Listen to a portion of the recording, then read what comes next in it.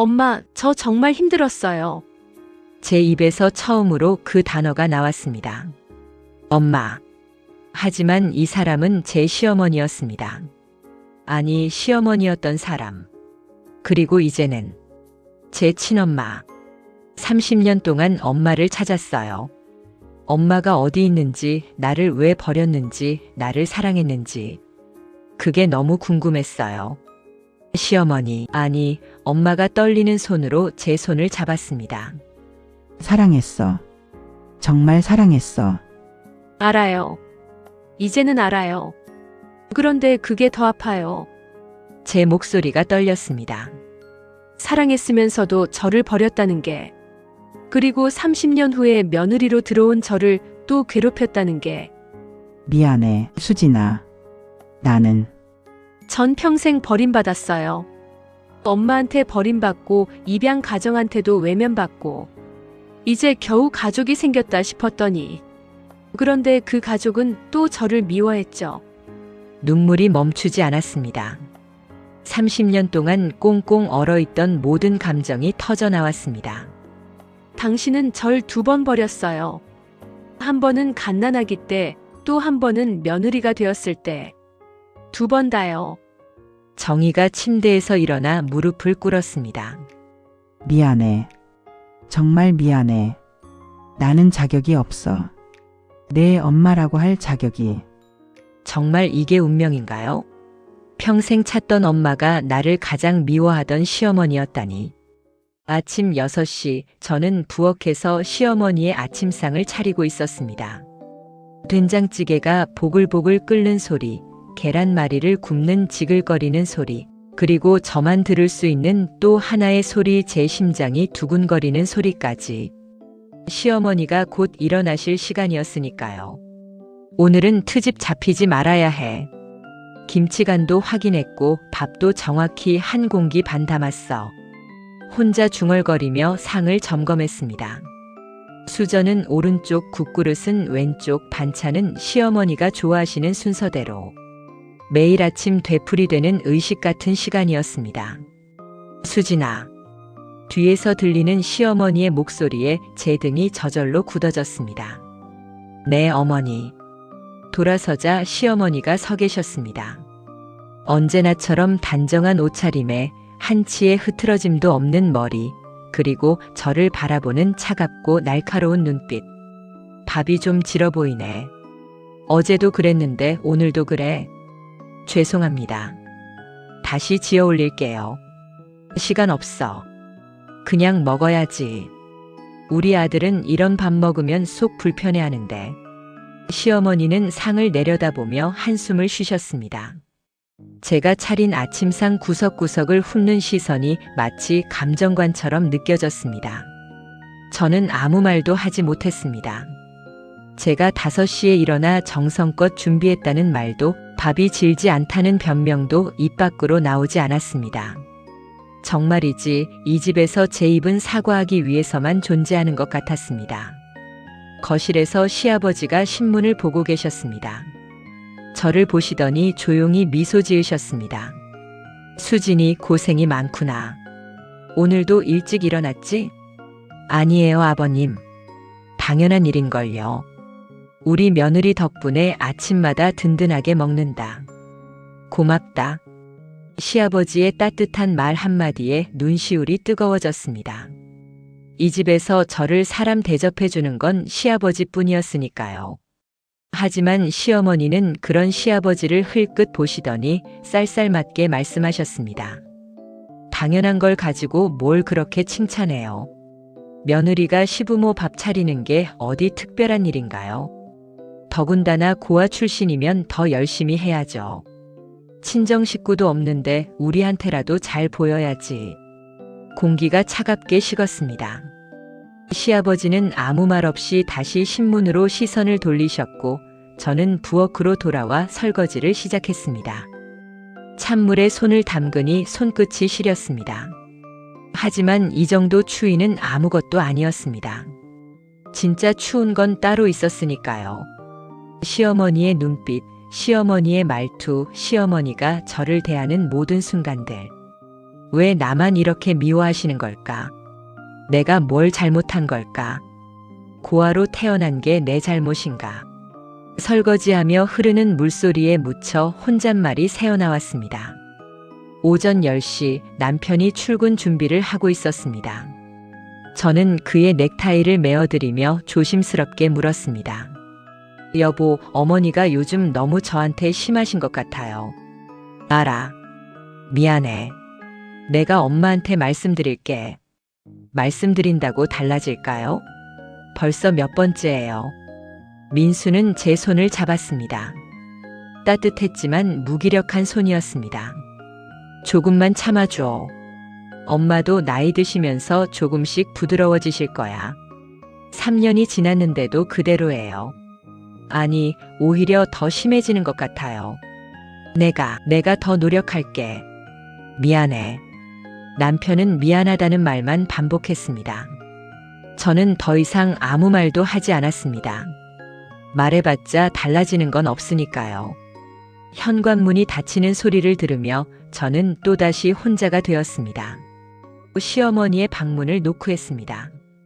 어머니, 병원 가실 시간이에요. 알아서 갈 테니까 신경 꺼. 제가 모셔다 드릴게요. 택시비도 아까우시잖아요.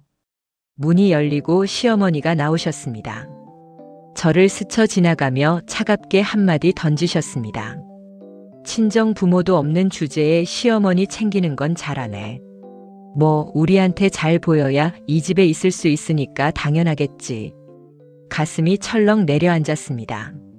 하지만 저는 이미 익숙해진 아픔이었습니다. 또 시작이구나. 오늘도 이렇게 하루가 가는구나. 병원 가는 차 안 시어머니는 창밖만 바라보셨습니다. 저도 아무 말 없이 운전에만 집중했습니다. 신호등 앞에서 잠깐 멈췄을 때 백미러로 시어머니의 얼굴을 흘끗 봤습니다. 그분의 눈가에 묻은 깊은 주름, 굳게 담은 입술, 그리고 무표정한 얼굴. 이 사람은 왜 이렇게 나를 싫어하실까? 정말 단지 내가 고아라서? 그날 저녁 온 가족이 모여 밥을 먹었습니다. 시어머니는 제가 차린 된장찌개를 한 숟가락 떠드시더니 표정을 찌푸리셨습니다. 간이 왜 이래? 싱거워. 제가 맛을 봤는데 괜찮았는데. 소금 더 드릴까요? 됐어. 이미 식탁에 올린 음식에 간을 더하면 못 먹어. 역시 고아원에서 자라면 입맛도 제대로 못 배우나 봐. 죄송합니다. 또 사과였습니다. 하루에 몇 번이나 이 말을 하는지 셀 수도 없었습니다. 시아버지가 찌개를 한 숟가락 드시더니 말씀하셨습니다. 나는 딱 좋은데? 요즘 짜게 먹으면 안 좋다잖아. 당신은 뭐든 좋다고만 하니까 기준이 안 되죠. 며느리 편만 들고. 시어머니의 목소리에 날이 서 있었습니다. 식탁의 공기가 무거워졌습니다. 남편이 애써 분위기를 바꾸려고 말했습니다. 엄마, 다음 주에 가족여행 어때요? 수진이도 요즘 힘들어 보이고. 여행? 집안일도 제대로 못하는 사람이 무슨 여행을 가? 그리고 뿌리도 모르는 사람이랑 무슨 가족여행을 해? 저는 수저를 놓았습니다. 더 이상 밥이 넘어가지 않았습니다. 내가 이 집에 왜 있는 걸까? 나는 이 가족에게 뭘까? 모두가 잠든 후 저는 혼자 거실에 앉아 있었습니다. 창밖으로 보이는 달빛이 유난히 밝았습니다. 저렇게 환한 달 아래에서도 저는 왜 이렇게 어둠 속에 있는 것 같을까요? 문득 서랍 속에 간직한 작은 사진 한 장이 생각났습니다. 고아원 원장 선생님이 주셨던 제가 갓난아기였을 때의 유일한 사진. 나를 낳은 사람은 누구였을까? 나를 버린 사람은 지금 어디서 뭘 하고 있을까? 평생 품어온 질문이었습니다. 그리고 절대 답을 얻을 수 없을 거라 생각했던 질문. 하지만 저는 그때 몰랐습니다.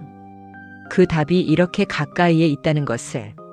매일 아침 제게 차갑게 대하는 바로 그 사람이 30년 전 저를 버린 사람이라는 것을.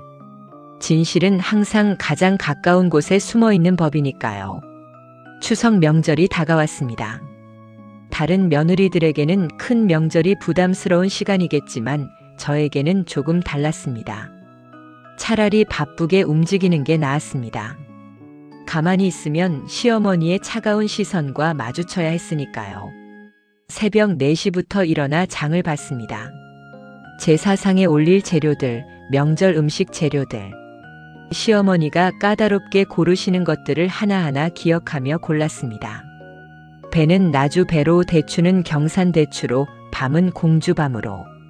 마트 직원도 놀랄 정도로 꼼꼼하게 골랐습니다. 오늘만큼은 트집 잡히고 싶지 않았으니까요. 오전 10시 부엌은 전쟁터가 되었습니다. 전을 부치고 나무를 묻히고 잡채를 볶는 동안 온몸에서 땀이 흘러내렸습니다. 시어머니는 거실에서 TV를 보시다가 수시로 부엌에 들어오셔서 확인하셨습니다. 동그랑땡 크기가 들쭉날쭉하네. 좀 균일하게 만들어야지. 네, 어머니. 다시 만들겠습니다. 전 색깔이 너무 진해. 불 조절 못해? 죄송합니다. 조심하겠습니다. 역시 친정에서 배우지 못한 사람은 이런 것도 서툴러. 우리 집안은 대대로 요리를 잘하는 집안인데 사과하고 또 사과했습니다. 하지만 시어머니의 얼굴에는 만족스러운 표정이 전혀 없었습니다. 뭘 해도 안 되는구나. 뭘 해도 마음에 들지 않으시는구나. 전을 뒤집으며 눈물이 나올 것 같았지만 참았습니다. 기름이 튀는 소리에 묻혀 한숨만 깊게 내쉬었습니다. 오후 2시 시댁 친척들이 모이기 시작했습니다. 민수의 작은아버지 내외와 사촌들까지 거실이 사람들로 가득 찼습니다. 저는 부엌과 거실을 오가며 음식을 날랐습니다. 아이고, 수진이 고생 많다. 혼자 다 준비했네. 작은 어머니가 말씀하시자 시어머니가 씁쓸하게 웃으며 대답하셨습니다. 뭐 해야 할 일 하는 거죠. 친정 식구도 없으니 우리 집 일이나 열심히 해야죠. 안 그러면 어디 의지하겠어요? 공기가 순간 얼어붙었습니다. 작은 어머니의 표정이 어색해졌고 저는 고개를 숙인 채 부엌으로 들어갔습니다. 또 시작이구나. 사람들 앞에서도 저러시는구나. 손이 떨렸습니다. 접시를 들고 있던 손에 힘이 풀려 그릇이 바닥에 떨어질 뻔했습니다. 저녁 6시 제사를 지냈습니다. 시아버지가 제사를 주관하시고 남편이 옆에서 도왔습니다.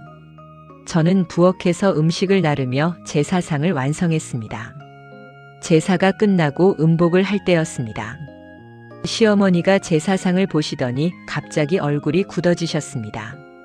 이게 뭐야? 네. 무슨? 북어포가 왜 여기 있어? 북어포는 제사상에 올리는 게 아니라고 몇 번을 말했는데 저는 얼어붙었습니다. 분명 작년에도 북어포를 올렸었고 시어머니께서 괜찮다고 하셨던 기억이 났는데 어머니 작년에도. 작년이 어쨌다고? 우리 집 제사는 대대로 이런 식으로 지내지 않았어. 시어머니의 목소리가 커졌습니다. 거실에 있던 모든 사람들의 시선이 저에게 쏠렸습니다. 친정도 없는 주제에 감히 우리 집 제사상을 이 모양으로 만들어 놓고 부모한테 배우지도 못한 사람이 어디서 제사를 지내려고 해. 그 말이 마지막 한계선을 넘었습니다.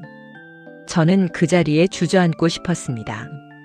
아니, 그냥 사라지고 싶었습니다. 남편이 황급히 제 앞을 막아섰습니다. 엄마, 그만하세요. 수진이가 얼마나 정성껏 준비했는데. 너는 닥쳐. 이게 다 내가 제대로 된 여자를 만나지 못한 탓이야. 엄마, 부모도 없고 뿌리도 없는 여자를 데려와서 우리 집안을 이 모양으로 만들어 놓고. 시아버지가 일어나셨습니다. 여보, 그만해요. 명절인데 왜 이래요? 당신도 가만히 있어요. 당신이 며느리 편만 들어서 이 집이 이 모양이 된 거예요. 시어머니의 목소리는 떨리고 있었습니다. 화가 나서 떨리는 것 같았습니다. 저는 천천히 일어났습니다. 어머니, 정말 죄송합니다. 수진아. 남편이 제 팔을 잡았지만 저는 그의 손을 뿌리쳤습니다. 제가 부족해서 죄송합니다. 제가 친정이 없어서 제가 고아 출신이라서 죄송합니다. 수진아, 그런 말 하지 마. 하지만 어머니. 저는 시어머니를 똑바로 쳐다봤습니다. 평생 처음으로 시어머니의 눈을 정면으로 바라봤습니다. 저도 사람입니다. 저도 존중받고 싶습니다. 저도 이 집 식구입니다. 시어머니의 얼굴이 굳었습니다. 제 눈에서 눈물이 흘러내리는 걸 느꼈지만 닦지 않았습니다. 제가 이 집을 떠나는 게 낫겠습니다. 뭐? 제가 있으면 가족 모두가 불행한 것 같아요. 어머니도 남편도 모두가. 거실이 조용해졌습니다. 작은아버지 내외는 어색하게 자리에서 일어나 나가셨습니다. 그날 밤 저는 짐을 쌌습니다. 남편이 문을 열고 들어와 제 손을 잡았습니다. 수진아, 제발. 가지 마. 여보, 우리 이렇게 살 수 없어요. 3년 동안 참았어요. 더는 못 참겠어요. 내가 엄마한테 제대로 말할게. 이번에는 정말 제대로 말할게. 그렇게 말한 게 몇 번인데요. 달라진 게 뭐가 있어요? 남편은 아무 말도 하지 못했습니다. 그저 제 손만 꽉 쥐고 있었습니다. 미안해. 내가 무능해서 미안해. 여보 잘못이 아니에요. 그냥 우리 인연이 여기까지였나 봐요. 저는 그의 손을 천천히 떼어냈습니다. 복도를 나서는데 시어머니의 방 문틈으로 불빛이 새어나왔습니다. 잠시 멈춰섰습니다. 문 너머에서 희미하게 들리는 소리. 시어머니가 혼잣말하는 것 같았습니다. 내가 너무 심했나? 하지만 고아 출신을 우리 집에 들인 것 자체가 잘못이야. 시어머니의 목소리는 여전히 차갑고 단호했습니다. 저는 더 이상 듣고 싶지 않았습니다. 그냥 이 집을, 이 아픔을 벗어나고 싶었습니다. 현관문을 열었습니다. 차가운 가을 밤바람이 얼굴을 스쳤습니다. 이제 정말 끝인가? 이 집과 이 사람들과 내 결혼 생활이 끝나는 건가? 뒤를 돌아보지 않았습니다. 돌아보면 주저앉을 것 같았으니까요. 하지만 저도 시어머니도 그때는 몰랐습니다. 우리가 30년 전부터 연결되어 있었다는 것을, 그리고 곧 그 진실이 밝혀질 거라는 것을. 집을 나온 저는 대학 동기 은혜의 집에 머물렀습니다. 좁은 원룸이었지만 그 어떤 호화로운 저택보다 편안했습니다. 적어도 여기서는 누구도 저를 무시하지 않았으니까요. 수진아, 커피 마실래? 은혜가 따뜻한 커피를 건네며 옆에 앉았습니다. 커피 향이 코끝을 스쳤습니다. 고마워, 은혜야. 패 끼쳐서 미안해. 무슨 소리야? 친구 좀 재워주는 게 무슨 패야. 근데 진짜 이혼할 거야? 응. 더는 못 살겠어. 커피를 한 모금 마셨습니다. 따뜻했지만 제 마음까지 녹이기에는 부족했습니다. 은혜가 조심스럽게 물었습니다. 남편은 어떻게 생각해? 반대하지. 당연히. 근데 은혜야, 나 더는 못 버텨. 매일 아침 눈 뜨는 게 두려워. 오늘은 또 무슨 말을 들을까? 오늘은 또 뭘 잘못할까? 그 생각뿐이야. 말하다 보니 눈물이 났습니다. 참으려고 했지만 터져 나왔습니다. 왜 나만 이렇게 힘들까? 왜 나만 사랑받지 못하는 걸까? 내가 고아로 태어난 게 그렇게 큰 죄인가? 사흘이 지났습니다. 남편에게서 문자가 왔습니다. 수진아, 제발 돌아와. 엄마한테 말했어. 이제 달라질 거야. 믿어줘.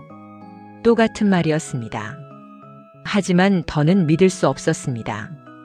미안해요. 저는 이제 지쳤어요. 답장을 보내고 핸드폰을 꺼버렸습니다.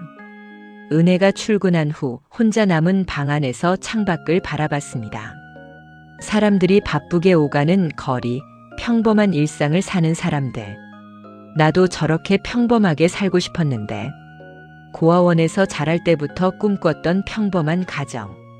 따뜻한 가족. 그게 그렇게 큰 욕심이었을까요? 일주일이 지났습니다. 변호사 사무실을 찾았습니다. 이혼 상담을 위해서였습니다. 위자료 청구하실 수 있습니다.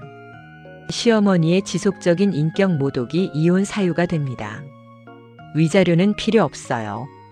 그냥 깨끗하게 끝내고 싶어요. 하지만 최소한의 권리는 찾으셔야죠.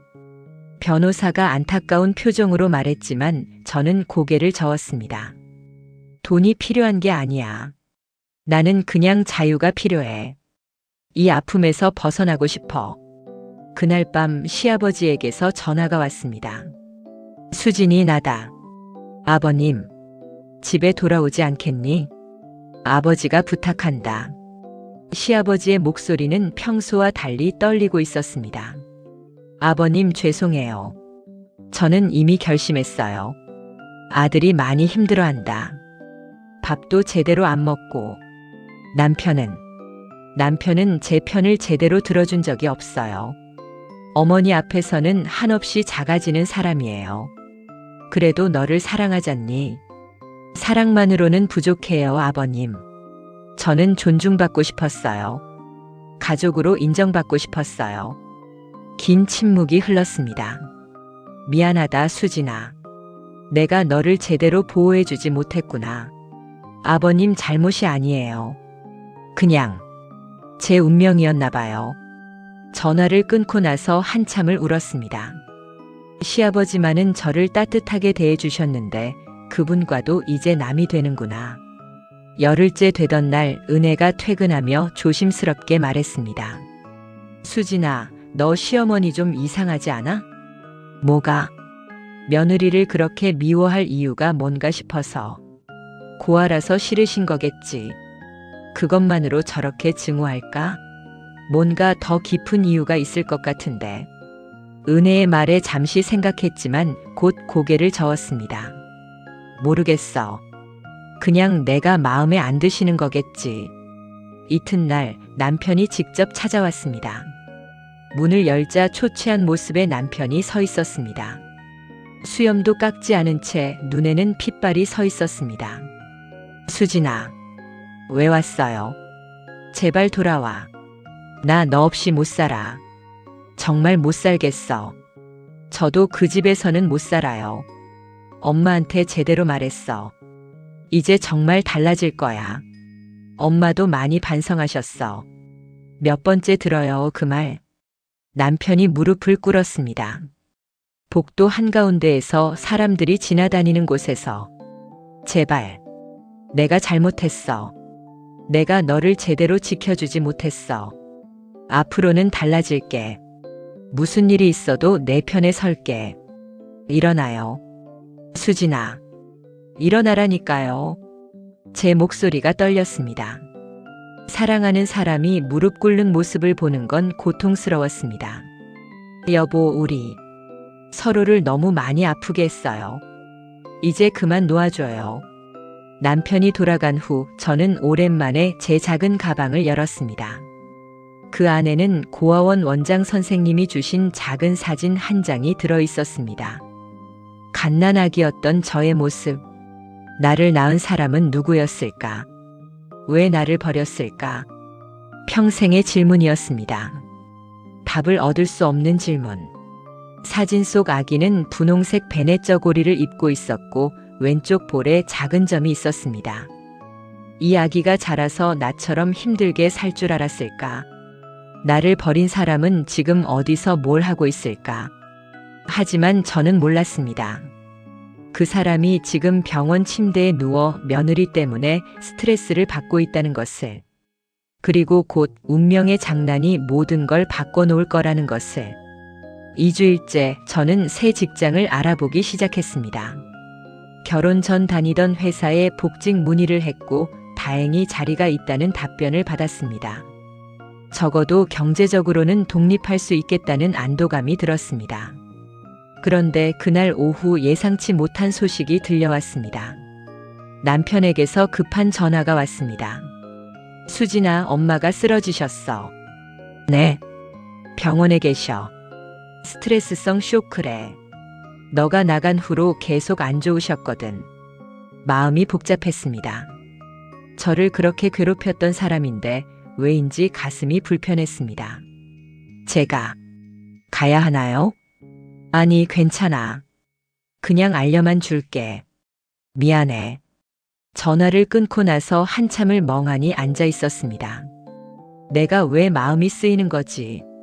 나를 그렇게 싫어하던 사람인데. 며칠 후 시아버지께서 연락이 왔습니다. 수진아, 시어머니 퇴원한다. 혹시 집 좀 정리해 줄 수 있니? 네. 시어머니가 병원에 있는 동안 집이 좀 어질러졌어. 내가 제일 깔끔하게 정리하잖니. 부탁이다. 거절하고 싶었습니다. 하지만 시아버지의 목소리에서 간절함이 느껴졌습니다. 알겠습니다. 시댁에 도착했습니다. 3주 만에 다시 온 이 집은 낯설면서도 익숙했습니다. 제가 3년 동안 살았던 곳. 하지만 이제는 더 이상 제 집이 아닌 곳. 거실부터 정리하기 시작했습니다. 쌓인 먼지를 닦고 어질러진 물건들을 제자리에 놓았습니다. 이게 마지막이겠지. 이 집에 오는 건 마지막으로 시어머니 방을 정리하기로 했습니다. 시어머니 방 문을 열었습니다. 평소처럼 깔끔하게 정리되어 있을 줄 알았는데 의외로 어질러져 있었습니다. 침대 위에는 옷가지들이 널려 있고 서랍은 반쯤 열려 있었습니다. 아픈 동안 제대로 정리를 못 하셨나 보네. 옷장부터 정리했습니다. 옷들을 개어서 넣고 서랍을 닫으려는데 서랍 뒤쪽에 낡은 상자 하나가 걸려 있었습니다. 이게 뭐지? 상자를 꺼냈습니다. 먼지가 수북이 쌓인 오랫동안 아무도 만지지 않은 것 같은 상자. 열어보려다가 망설여졌습니다. 이건 시어머니 개인 물건이니까 보면 안 되는 거 아닌가. 하지만 호기심이 이겼습니다. 상자를 열었습니다. 그 안에는 낡은 편지들과 오래된 사진들이 들어 있었습니다. 1980년대 후반의 사진들. 젊은 시어머니의 모습. 그리고 한 남자와 함께 찍은 사진들. 이 남자는 시아버지가 아닌데. 더 뒤적거렸습니다. 그리고 그 순간 제 손이 멈췄습니다. 작은 아기 사진 한 장. 심장이 멈춘 것 같았습니다. 갓난아기 분홍색 베넷 저고리, 그리고 왼쪽 볼에 있는 작은 점. 이건 제가 가지고 있는 사진과 똑같았습니다. 아니, 정확히 똑같았습니다. 손이 떨렸습니다. 사진을 뒤집어 보니 글씨가 쓰여 있었습니다. 수진아, 미안해 엄마가. 1990년 3월 15일. 세상이 멈춘 것 같았습니다. 수진. 제 이름. 1990년 3월 15일. 제가 고아원에 맡겨진 날. 손이 떨려 사진을 떨어뜨렸습니다. 서랍을 더 뒤졌습니다. 이건 말이 안 돼. 이건. 그리고 발견했습니다. 입양 동의서. 아기 이름 박수진. 생년월일 1990년 1월 10일.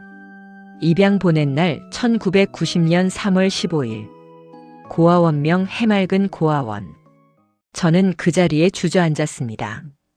이게 무슨... 시어머니가 내 친엄마라고. 모든 게 일치했습니다. 생년월일, 고아원 이름, 날짜, 그리고 사진까지. 그럼 시어머니는 30년 전의 나를 버린 사람이었다고?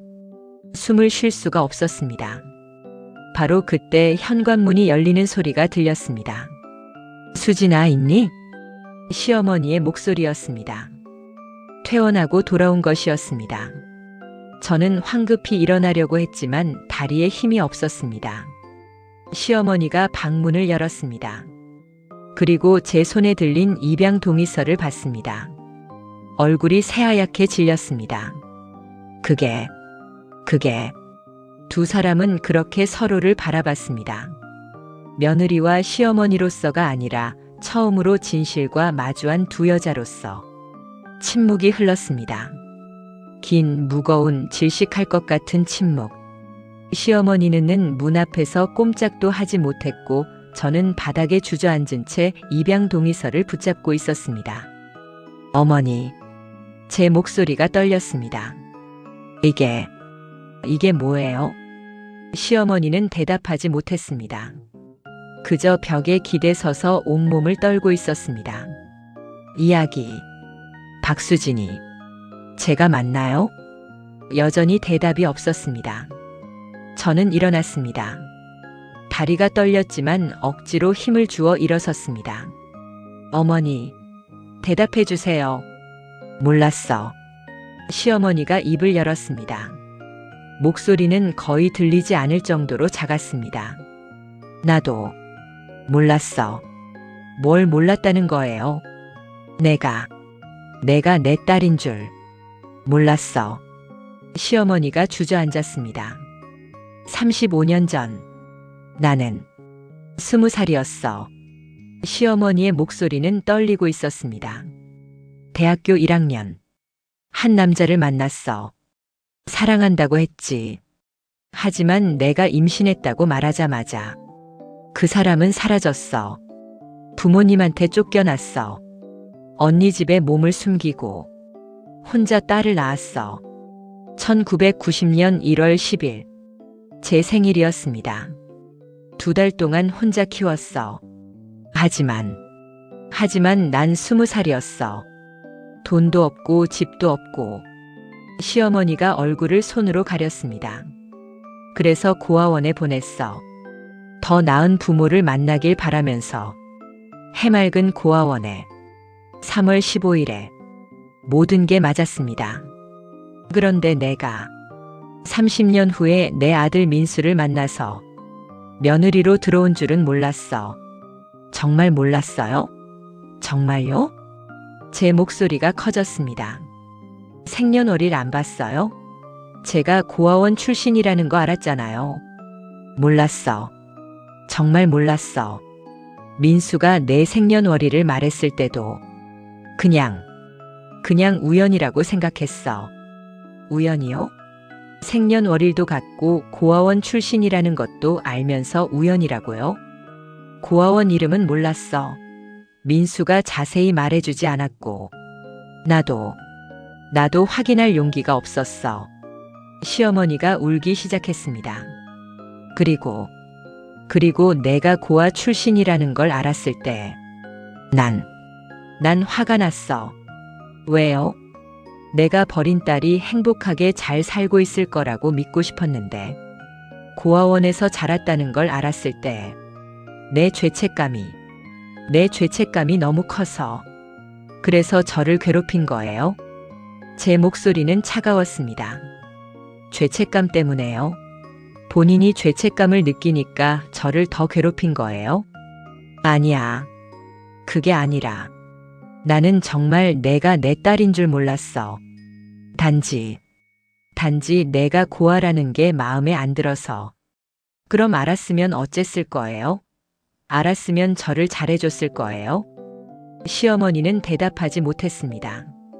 아니면 더 잘 숨겼을 거예요? 며느리를 내쫓아서 진실이 밝혀지지 않게? 수진아, 30년 동안 저를 버렸잖아요. 그리고 30년 후에 다시 만났는데 또 저를 괴롭혔잖아요.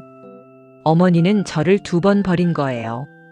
제 목소리가 터져 나왔습니다. 바로 그때 현관문이 열렸습니다. 민수와 시아버지가 들어왔습니다. 엄마 퇴원했어? 수진이도 왔네. 남편이 말하다가 분위기를 눈치챘습니다. 바닥에 널린 서류들. 울고 있는 시어머니. 서 있는 저. 무슨 일이야? 시아버지가 서류를 집어들었습니다. 입양 동의서를 보는 순간 얼굴이 굳어졌습니다. 여보, 이게 뭐야? 여보. 시어머니가 흐느끼기 시작했습니다. 수진이가 내 딸이야. 35년 전에 내가 버린. 시아버지의 손에서 서류가 떨어졌습니다. 남편이 서류를 집어들었습니다. 읽는 순간 얼굴에서 피가 싹 가셨습니다. 그럼 수진이랑 나는 남매야. 남편이 뒤로 휘청거렸습니다. 시아버지가 황급히 붙잡았습니다. 이럴 수가 없어. 남편이 저를 바라봤습니다. 하지만 저는 그의 눈을 마주칠 수 없었습니다. 내 남편이 내 오빠였다고? 시아버지가 시어머니에게 다가갔습니다. 당신 정말 몰랐어? 수진이가 내 딸인 줄 몰랐어요. 정말 몰랐어요. 확인할 생각도 못했어요. 35년이나 지났는데 설마 그 아이가 돌아올 줄은. 생년월일은 비슷하다고 생각은 했어요. 하지만 많은 사람이 1월에 태어나잖아요. 고아원 이름은 몰랐어요. 민수가 자세히 말해주지 않았고 시아버지가 한숨을 쉬었습니다. 그래도 확인했어야지. 어떻게? 저는 현관으로 걸어갔습니다. 수진아, 어디가? 남편이 제 팔을 잡았습니다. 놓아요. 수진아, 우리 얘기 좀 하자. 제발. 뭘 얘기해요? 우리는 이제 남매예요. 남매. 제 목소리가 떨렸습니다. 전 평생 가족을 찾았어요. 부모를 찾았어요. 그런데 찾은 엄마는 저를 가장 미워하던 시어머니였고 사랑했던 남편은 오빠가 됐어요. 눈물이 흘러내렸습니다. 이게 무슨 운명이에요? 이렇게 잔인한 운명이 어디 있어요? 수진아, 놓아요. 저는 남편의 손을 뿌리치고 밖으로 나갔습니다. 시어머니가 따라 나왔습니다. 수진아, 수진아. 하지만 저는 돌아보지 않았습니다. 계단을 내려가는데 다리가 풀렸습니다. 그대로 주저앉아 울었습니다. 왜 나한테만 이런 일이 생기는 거야? 시어머니가 계단 위에서 울고 있었습니다. 미안해. 정말 미안해. 엄마가 잘못했어. 하지만 그 말이 제게 닿지 않았습니다. 저는 일어나 건물 밖으로 나갔습니다. 어디로 가야 할지도 모른 채 3일 후 저는 병원 침대에 누워 있었습니다. 길거리를 헤매다가 쓰러진 것이었습니다. 극심한 스트레스와 탈진으로 눈을 떴을 때 은혜가 옆에 앉아 있었습니다. 수진아, 정신 차렸어? 여기가 어디야? 병원이야. 길에서 쓰러져서 행인이 119를 불렀어. 다행히 내 핸드폰에 내 번호가 있어서 연락받았어. 은혜가 제 손을 꼭 잡았습니다. 수진아, 남편한테 연락 왔어. 무슨 일 있었어? 시어머니가 내 친엄마라고. 저는 대답 대신 눈을 감았습니다. 이게 현실이야. 꿈이 아니야. 저녁 남편이 병원에 찾아왔습니다. 나가요. 제가 말했습니다. 수진아, 제발 얘기 좀 하자. 할 얘기 없어요. 우리 이제 남매잖아요. 그래도 뭐예요? 남매가 결혼 생활을 계속할 수 있어요? 남편은 아무 말도 하지 못했습니다. 법적으로도 안 돼요. 윤리적으로도 안 되고. 우리 끝났어요. 난 아직도 널 사랑해. 오빠가 동생을 사랑하는 거예요. 이제는. 제 말에 남편의 얼굴이 일그러졌습니다. 이게 다 내 잘못이야. 내가 엄마 과거를 제대로 물어봤어야 했어. 내 출신을 더 자세히 알아봤어야 했어. 누구 잘못도 아니에요. 그냥 운명이 잘못된 거예요. 이튿날 시어머니가 병문안을 왔습니다. 하지만 저는 면회를 거부했습니다. 수진 씨, 시어머니가 밖에 계세요. 간호사가 말했습니다. 안 만날 거예요. 하지만 새벽부터 계속 기다리고 계시는데. 안 만난다니까요. 제 목소리가 커졌습니다.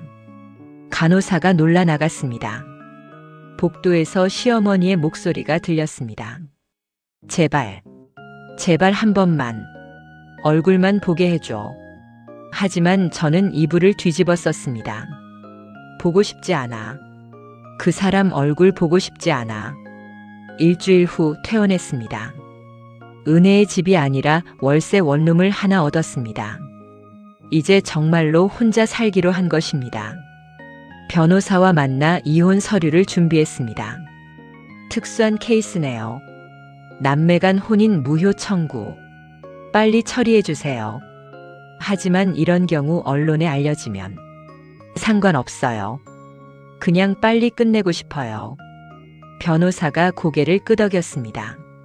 한 달이 지났습니다. 법원에서 이혼 조정 기일이 잡혔습니다.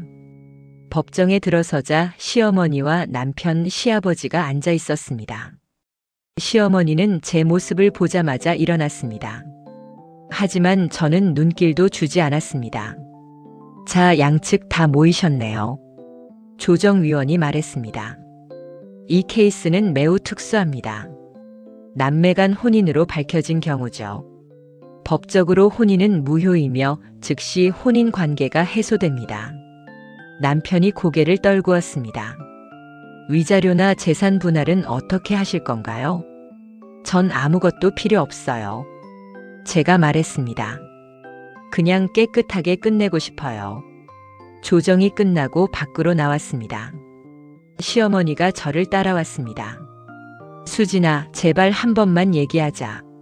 할 얘기 없어요. 나는 정말 몰랐어. 내가 내 딸인 줄. 그게 중요해요? 알았든 몰랐든 결과는 같잖아요. 저는 시어머니를 똑바로 쳐다봤습니다. 어머니는 저를 2번 버렸어요. 한 번은 갓난아기 때, 한 번은 며느리였을 때. 그리고 이제 3번째로 저를 잃는 거예요. 수진아, 전 이제 어머니의 딸도 아니고 며느리도 아니에요. 그냥 남이에요. 시어머니가 무릎을 꿇었습니다. 법원 복도 한가운데에서 제발 용서해줘. 내가 잘못했어. 하지만 저는 돌아섰습니다. 그날 밤 혼자 원룸에 앉아 있었습니다. 텅 빈 방. 짐도 거의 없는 방. 나는 또 혼자가 됐구나. 평생 혼자였고 잠깐 가족이 생긴 줄 알았는데 다시 혼자가 됐어. 창밖을 보니 비가 내리고 있었습니다. 핸드폰이 울렸습니다. 시어머니였습니다. 받지 않았습니다. 또 울렸습니다. 남편이었습니다. 받지 않았습니다. 또 울렸습니다. 시아버지였습니다. 이번에는 받았습니다. 수진아, 나다. 네. 시어머니가 많이 아파하고 있다. 그 사람도 피해자야, 수진아. 몰랐던 거야. 정말 몰랐어. 아버지, 나도 충격이야. 내 아들 며느리가 아내의 딸이었다니. 하지만 우리 모두 피해자 아니겠니? 시아버지의 목소리는 지쳐 있었습니다. 시간을 줘. 우리 모두에게. 지금은 너무 아프지만 언젠가는. 언젠가요? 언제요? 이 상처가 언제 아물 것 같아요? 제 목소리가 떨렸습니다. 전 평생 가족을 찾았어요. 그런데 찾은 가족은 저를 미워했어요. 이게 무슨 운명이에요? 전화를 끊고 창밖을 바라봤습니다. 비는 계속 내리고 있었습니다. 내일은 어떻게 살아야 하지? 일주일 후는? 한 달 후는? 답은 없었습니다. 하지만 한 가지는 확실했습니다. 이 아픔은 쉽게 사라지지 않을 거야. 아니, 평생 가지고 살아야 할지도 몰라. 3개월이 지났습니다. 저는 새 직장에 복직했고 작은 원룸에서 혼자 살았습니다. 시어머니와는 연락을 끊었습니다. 남편도 마찬가지였습니다. 새로 시작하는 거야. 정말로 혼자서. 하지만 쉽지 않았습니다. 출근길에 우연히 마주치는 모녀들, 행복해 보이는 가족들을 볼 때마다 가슴이 무너졌습니다. 나도 저렇게 평범하게 살고 싶었는데. 어느 날 퇴근길 시아버지에게서 전화가 왔습니다. 수진아, 나다. 네. 시엄마 입원했어. 우울증 약을 과다 복용했대. 심장이 철렁 내려앉았습니다. 많이 심각한가요? 다행히 큰일은 안 났어. 하지만 시엄마가 너를 보고 싶어 해. 수진아, 그 사람도 힘들어. 자기 때문에 딸의 인생이 망가졌다고 자책하고 있어. 제 인생도 망가졌어요. 알아. 하지만 한 번만 봐줄 수 없겠니? 긴 침묵이 흘렀습니다. 병원이 어디예요? 병원에 도착했습니다. 시어머니는 창백한 얼굴로 병상에 누워 있었습니다. 3개월 만에 보는 모습은 너무나 초췌했습니다. 수진아, 와줘서 고마워. 저는 아무 말 없이 창문을 바라봤습니다. 나 살고 싶지 않았어. 차라리 내가 없는 게 나을 것 같아서. 그게 해결책인 줄 아세요? 제 목소리는 차가웠습니다. 저를 버리고 괴롭히고 이제는 스스로 사라지려고요? 그게 책임지는 거예요? 아니야. 나는 그냥 너무 괴로워서. 시어머니가 일어나 앉았습니다. 수진아, 들어줄래? 내 이야기를. 들어줄 테니까 빨리 하세요. 전 바빠요. 시어머니가 깊은 숨을 쉬었습니다. 1989년 여름, 나는 19살이었어. 대학교 1학년. 그때 한 남자를 만났어. 선배였지. 정말 멋있었어.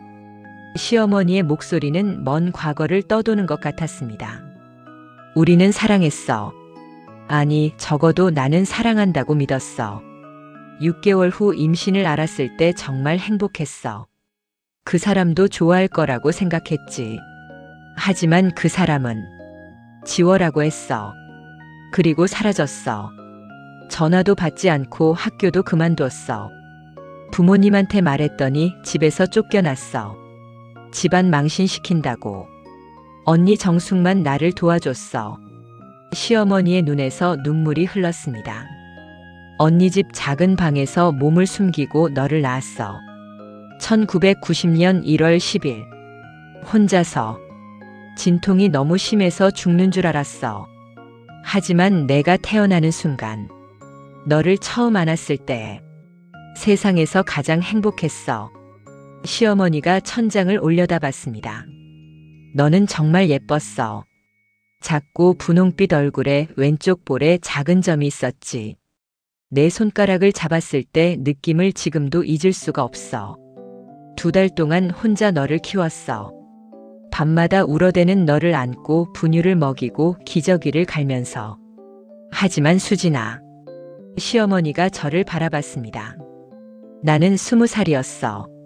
돈도 없고 직장도 없고 집도 없었어. 하루하루 굶으면서 분유를 사야 했어.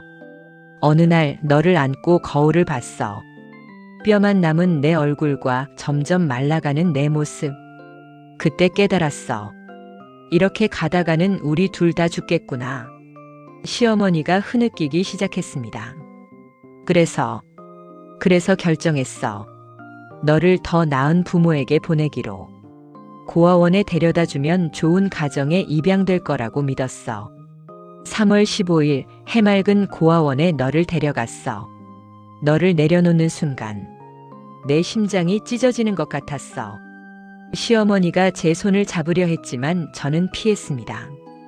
돌아오는 길에 계속 울었어. 버스 안에서, 길거리에서, 집에 돌아와서도. 일주일 동안 아무것도 먹지 못했어. 그렇게 힘들었으면 왜 저를 다시 찾으러 오지 않았어요?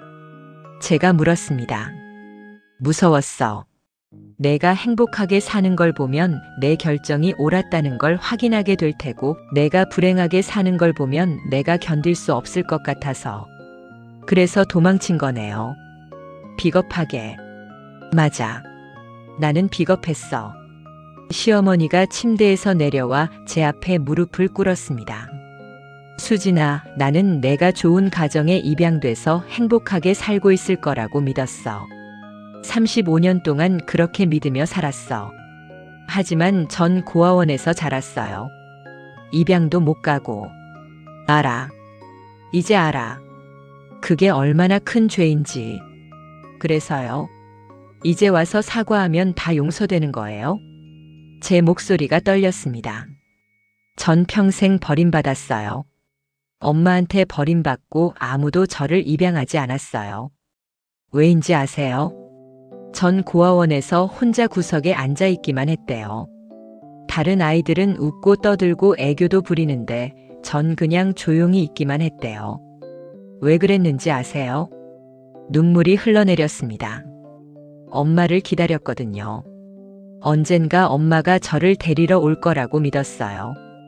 그래서 다른 사람한테 마음을 주면 안 된다고 생각했어요. 시어머니가 제 다리를 붙잡았습니다. 미안해. 정말 미안해. 내가 잘못했어. 그런데 30년 후에 우연히 만났잖아요. 며느리로. 그때 저를 알아보지 못했다는 건 이해해요. 하지만 제 목소리가 커졌습니다. 왜 저를 그렇게 괴롭혔어요? 제가 고아라서요? 친정이 없어서요? 어머니가 35년 전에 버린 바로 그 이유로 저를 또 괴롭힌 거예요. 시어머니가 울부짖었습니다. 미안해. 미안해. 나는 몰랐어. 정말 몰랐어. 남편이 병실로 들어왔습니다. 그리고 시아버지도. 남편이 조심스럽게 말했습니다. 엄마를 용서해 줄 수 없어. 엄마도 피해자야. 너무 어린 나이에 혼자. 오빠도 피해자예요. 저도 피해자고요. 우리 모두 피해자예요. 저는 그들을 둘러봤습니다. 하지만 그게 뭐가 중요해요? 우리 모두 피해자라는 게 그렇다고 이 상황이 달라지나요? 시아버지가 말했습니다. 수진아, 원망할 만해. 화날 만해. 하지만 시엄마도 너를 사랑했어. 지금도 사랑하고. 사랑이요? 저는 씁쓸하게 웃었습니다.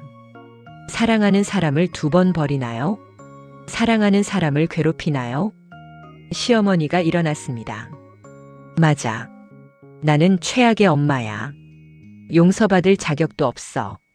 시어머니가 저를 똑바로 쳐다봤습니다. 하지만 하나만 알아줘. 나는 너를 사랑했어. 내가 태어났을 때도 너를 보낼 때도 그리고 지금도. 35년 동안 단 하루도 너를 잊은 적이 없어. 내 생일마다 케이크를 사서 혼자 불을 껐어. 내가 어디서 뭘 하고 있을까, 행복한가, 건강한가 생각했어. 그럼 왜 찾지 않았어요? 무서웠어. 내가 날 미워할까봐. 그리고 내가 행복하게 사는 걸 확인하면 내가 더 이상 필요 없을 거라고 생각해서. 저는 한참 동안 아무 말도 하지 못했습니다. 그리고 천천히 입을 열었습니다. 엄마. 처음으로 시엄마를 엄마라고 불렀습니다. 저 정말 힘들어요. 눈물이 멈추지 않았습니다. 30년 동안 엄마를 찾았어요. 왜 나를 버렸는지, 나를 사랑했는지, 지금 어디 있는지. 그게 너무 궁금했어요. 수진아. 그런데 찾은 엄마가 날 괴롭혔던 시어머니였어요. 이게 얼마나 잔인한 일인지 아세요? 시엄마가 저를 안았습니다. 저는 처음에는 밀쳐내려고 했지만 결국 그 품에서 울었습니다. 30년 동안 그리워했던 엄마의 품에서. 6개월이 지났습니다.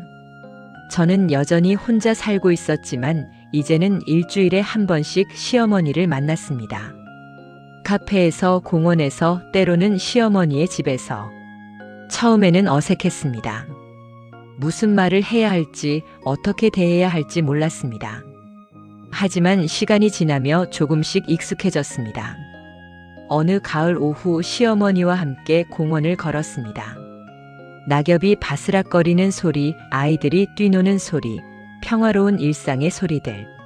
수진아, 어릴 때 뭘 좋아했니? 시어머니가 조심스럽게 물었습니다. 그림 그리는 거요.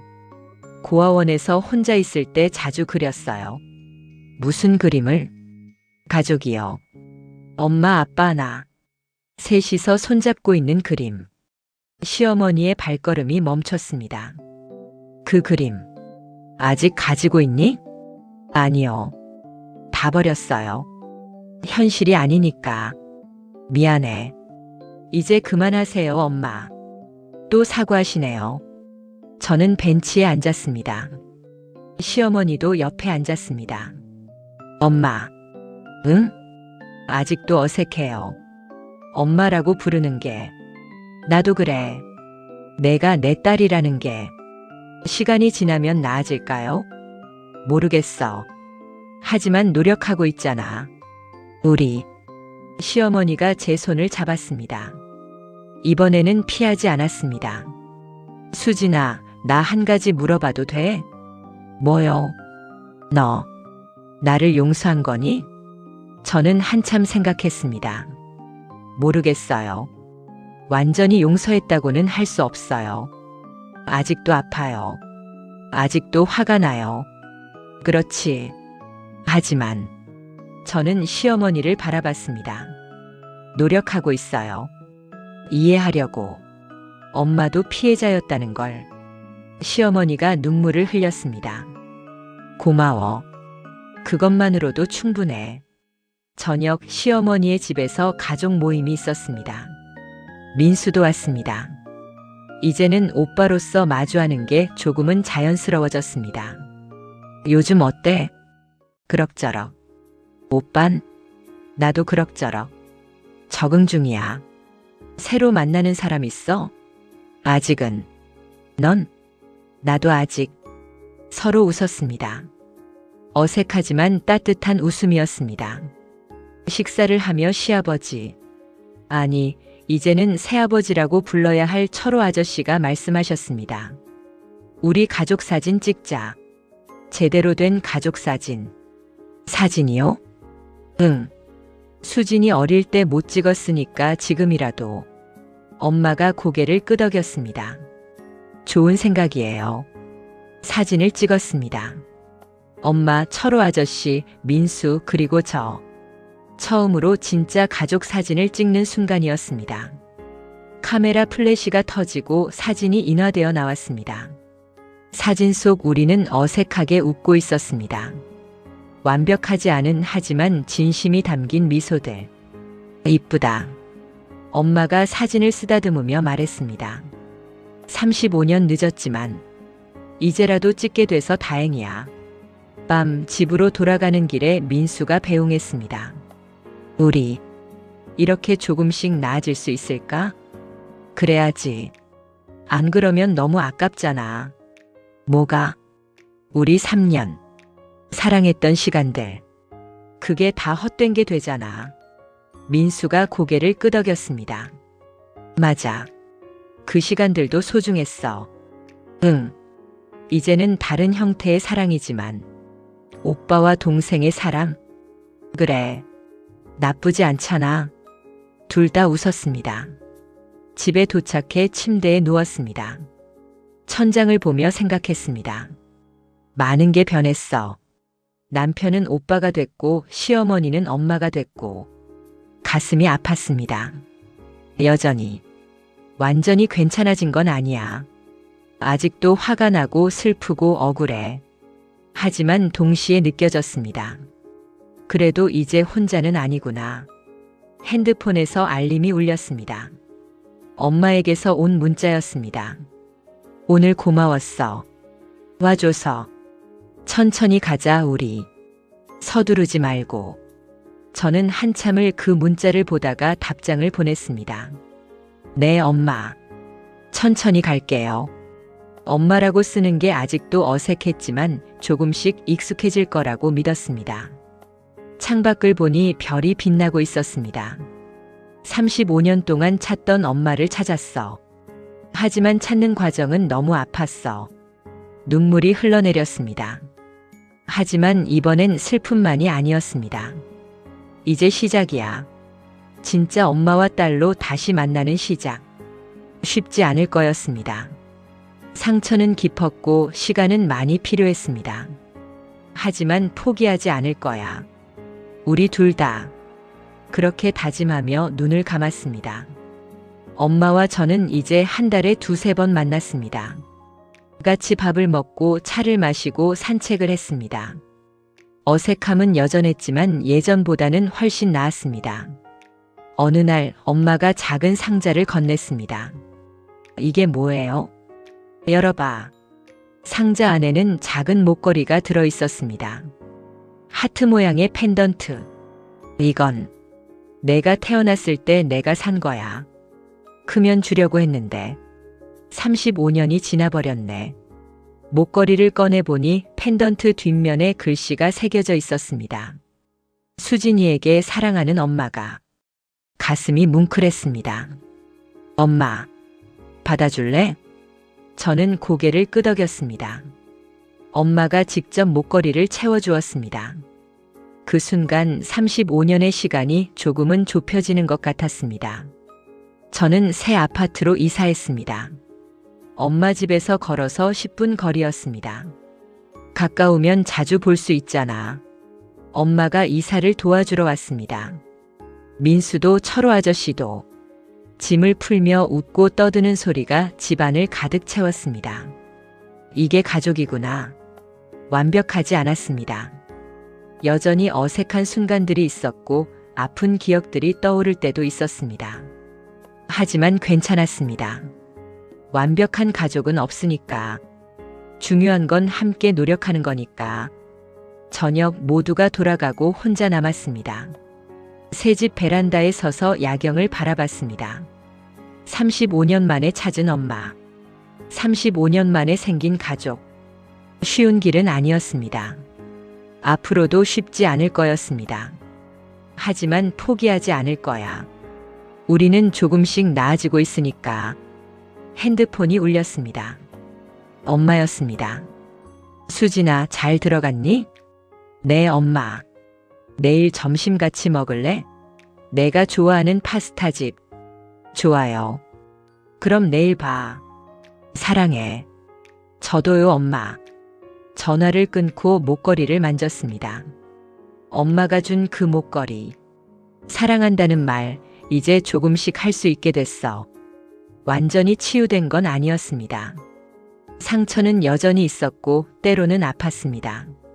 하지만 이제는 혼자가 아니었습니다. 엄마가 있고 오빠가 있고 새아버지가 있어. 이상한 가족이지만 그래도 내 가족이야. 그렇게 생각하니 마음이 조금 가벼워졌습니다. 엄마와 저는 해맑은 고아원을 찾았습니다. 제가 자랐던 그 고아원. 여기가 내가 자란 곳이구나. 네. 18년 동안. 미안해. 엄마 약속했잖아요. 이제 그 말 하지 않기로. 엄마가 미소 지었습니다. 우리는 원장 선생님을 만났습니다. 이제는 많이 늙으신 선생님. 수진이구나. 어머, 이렇게 예쁘게 컸네. 선생님, 이분은 제 엄마예요. 어머, 엄마를 찾았구나. 선생님이 기뻐하며 엄마의 손을 잡았습니다. 얼마나 찾으셨어요? 이 아이가. 네. 35년 걸렸지만요. 이제 만났으니 됐죠. 축하해요. 고아원 마당을 걸으며 엄마가 물었습니다. 여기서 외로웠니? 네. 많이요. 미안. 하지만 버틸 수 있었어요. 언젠가 엄마가 날 찾으러 올 거라고 믿었거든요. 그 믿음이 맞았네. 35년 걸렸지만, 늦었지만 온 게 어디예요. 두 사람이 웃었습니다. 고아원을 나와 카페에 앉았습니다. 수진아, 후회해? 뭘요? 나를 찾은 것. 알고 보니 시어머니였잖아. 처음엔 후회했어요. 차라리 모르고 사는 게 나았을 거라고. 지금은 다행이라고 생각해요. 늦었어도 엄마를 찾았으니까. 엄마의 눈에서 눈물이 흘렀습니다. 고마워. 그렇게 말해줘서. 집으로 돌아오는 길 석양이 아름다웠습니다. 35년 만에 찾은 엄마와 딸의 시간. 쉽지 않았고 아직도 어렵지만 엄마가 팔짱을 꼈습니다. 그래도 우리는 조금씩 나아가고 있어. 완벽하지 않아도 괜찮아. 시간이 필요한 거야. 35년의 빈자리를 채우려면. 하지만 포기하지 않을 거야. 우리 둘 다. 걸으며 저는 생각했습니다. 이게 우리의 새로운 시작이야. 엄마와 딸로서의. 여러분, 오늘 이야기는 어떠셨나요? 35년 만에 찾은 엄마가 미워하던 시어머니였다는 이 기구한 운명. 엄마도 몰랐고 딸도 몰랐습니다. 하지만 중요한 건 끝이 아니라 시작입니다. 진짜 가족이 되어가는 과정, 상처를 치유하는 여정. 그게 바로 사랑이 아닐까요? 괜찮으셨다면 구독과 좋아요, 알림 설정 꼭 눌러주세요. 여러분의 따뜻한 댓글이 큰 힘이 됩니다. 감사합니다.